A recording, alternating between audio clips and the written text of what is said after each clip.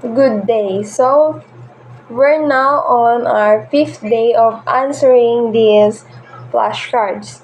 So, first, the blank model is an iterative and flexible software development approach. So, this is the Agile model. Next, the blank model is a linear and sequential software development approach. So, this is the Waterfall model.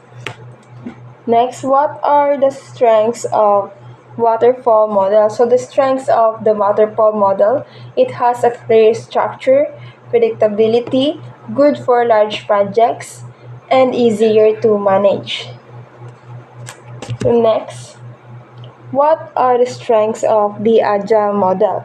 So the strengths of the agile model are flexibility, faster delivery, customer collaboration, early bug detection, and better risk management.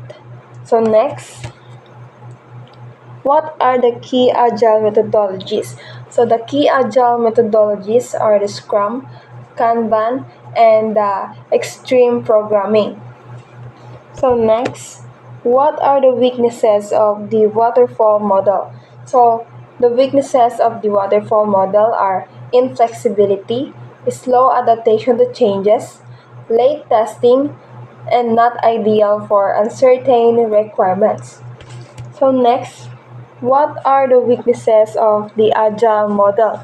So the weaknesses of the agile model, it requires a close collaboration, difficult to predict cost and time, not ideal for large-scale projects without clear structure, and dependency on skilled teams. So next, compare Agile and Waterfall model in terms of time to market. So in terms of time to market, so the Agile model is faster while the Waterfall model is longer. So next, compare Agile and Waterfall model in terms of flexibility. So in terms of flexibility, the Agile model has a high flexibility while the Waterfall model has a low flexibility. So next, what are the typical phases of the waterfall model? So the typical phases of the waterfall model are requirement analysis, system design, implementation, integration and testing, deployment, and maintenance. So finally, ato na siyang na-perfect.